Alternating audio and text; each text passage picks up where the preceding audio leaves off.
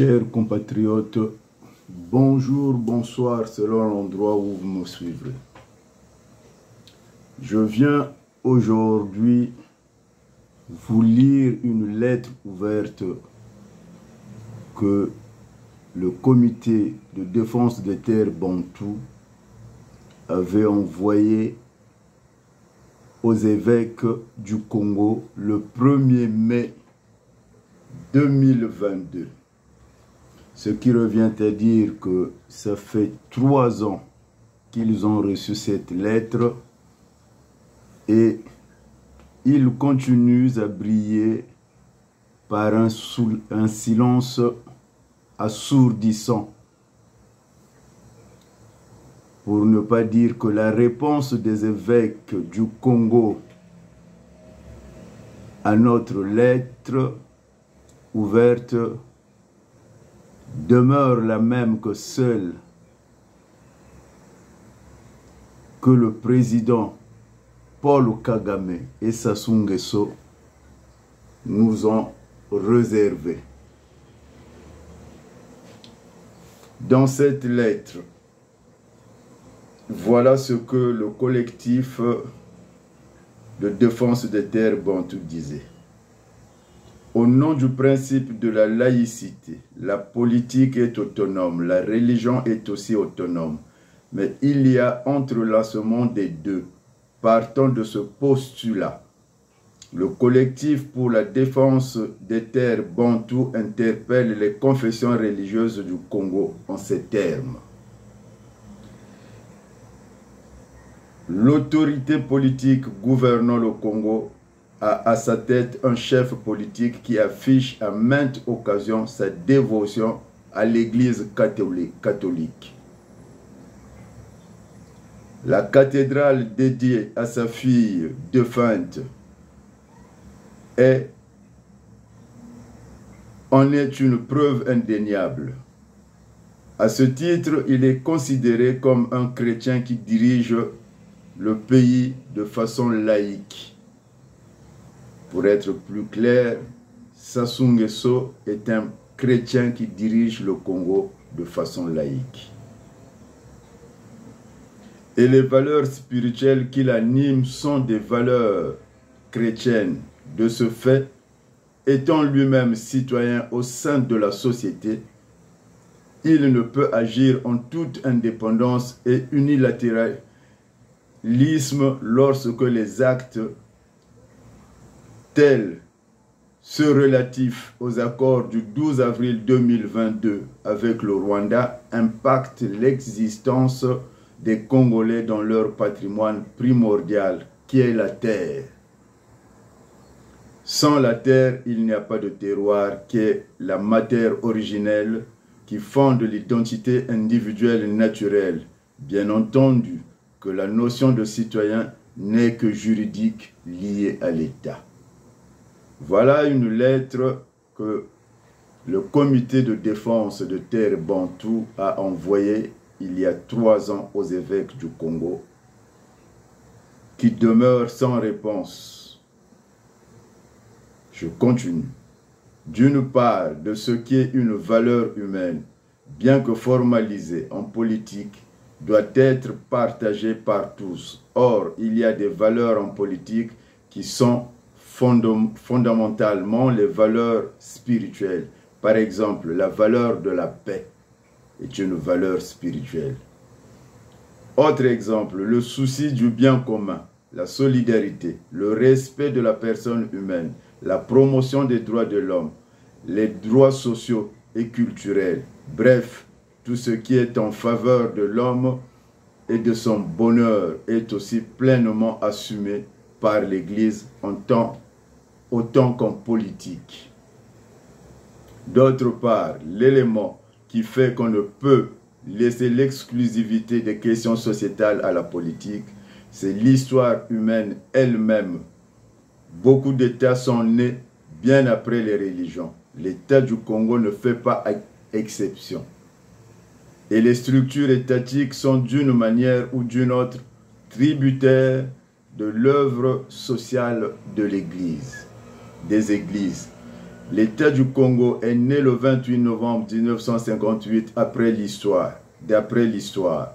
Mais déjà, les écoles existaient, les centres de santé existaient. Et quand on va dans ces structures qui ont accompagné l'être humain, qui ont formé l'être humain, on trouve les églises. En effet, considérant un des États les plus laïques au monde, la France, à cause de l'impact des siècles de lumière en Occident. C'est la patrie d'illustres fils. Mais en France, à travers la loi d'Hébreu, par exemple, l'État s'engage avec l'argent public à payer les salaires de tous les enseignants qui travaillent dans les écoles confessionnelles. C'est cela, cette collaboration, puisque sur le plan social, cet État laïque reconnaît qu'au nom du bien commun, ce que l'Église catholique et autres apportent en matière d'éducation est pour le bien de la communauté. On peut donc parler des prérogatives partagées sur les questions sociétales. La laïcité prône l'autonomie de ces deux entités, l'Église et l'État, certes, mais elle laisse la porte ouverte à la collaboration. L'Église est matière. C'est une mère qui engendre par la foi et par le baptême.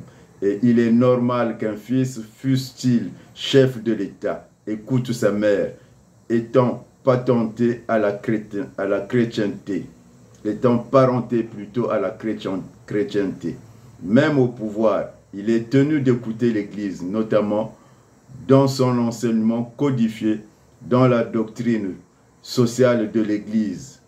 http://www.vatican.va.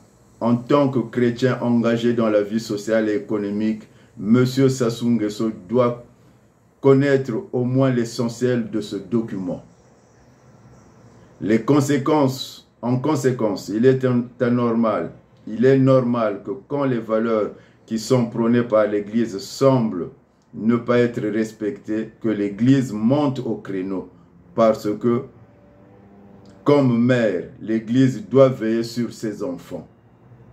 L'Église est aussi magistrate, c'est-à-dire qu'elle enseigne. À ce titre, elle ne peut pas garder le silence, comme nous le constatons aujourd'hui, ce silence qui devient assourdissant. L'Église doit mettre la parole prophétique au cœur de la cité pour rappeler que l'homme est créé à l'image et à la ressemblance de Dieu et que sa dignité doit être respectée absolument et que les valeurs de justice, de vérité et de paix ne peuvent pas être tronquées et que la bonne gestion, la préservation de la cohésion sociale sont des valeurs morales essentielles. Nous prenons l'exemple de la Cinco en RDC, invitée par tous les hommes politiques congolais pour faciliter leur dialogue, ce qui a donné naissance aux accords de la Saint-Sylvestre. La Cinco était dans l'obligation de suivi en tant que pilote des accords. Ce rendez-vous l'a placée de plein pied dans la politique, d'où elle ne peut plus se taire. Sa voix a culminé avec l'exigence de la vérité des urnes. Le peuple du Congo-Brazzaville se trouve aujourd'hui en difficulté à la suite des accords bipartites Congo-Rwanda, faisant face à l'arsenal répressif du régime en place. Son regard et recours s'orientent vers l'autorité morale qui transcende toutes les institutions humaines établies.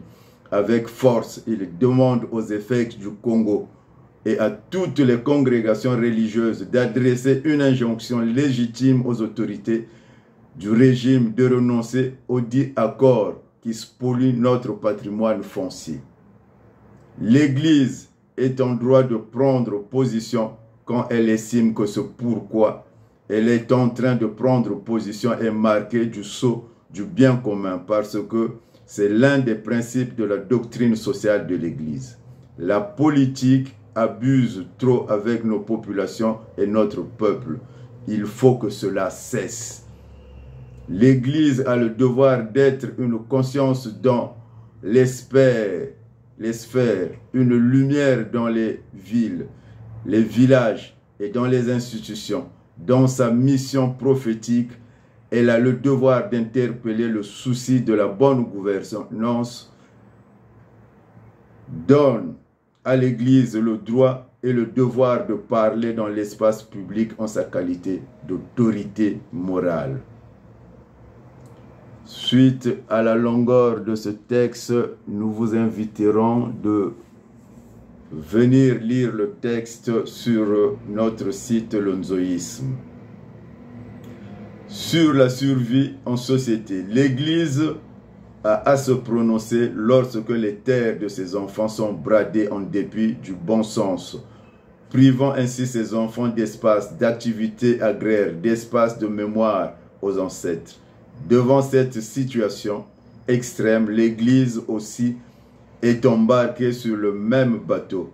Si l'Église n'offre pas un discours de cohésion sociale aux institutions politiques du pays, on n'en enseigne plus la culture de la paix. Et quand il y a affrontement, les mercenaires ne font aucune distinction entre l'évêque et le citoyen ordinaire. En somme, cette requête est une mission, un rôle social qui ne peut pas être dissocié de la politique parce que la politique est la manière de vivre ensemble en société autour des valeurs de bien commun, de solidarité et de partage. L'Église est membre de la société civile qui doit engager dans la transformation, la préservation sociale. De ce fait, nous, membres du collectif pour la défense des terres bantoues, demandons à l'Église, en tant qu'autorité morale, de s'investir à gérer cette situation politique qui crée le désaccord, le désordre et est source de conflits. Fait à Paris le 1er mai 2022. Collectif pour la défense des terres bantoues.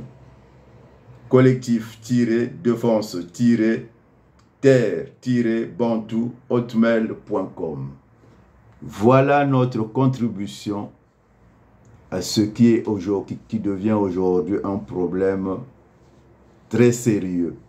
Nous avons tiré la sonnette et l'Église a bel et bien reçu cette lettre. Elle continue à garder le silence. Je n'ai pas beaucoup à dire, sinon de prendre le peuple congolais à témoin et que Dieu puisse toucher les cœurs de ces évêques afin qu'ils puissent intervenir dans ce débat. Que Dieu bénisse le Congo.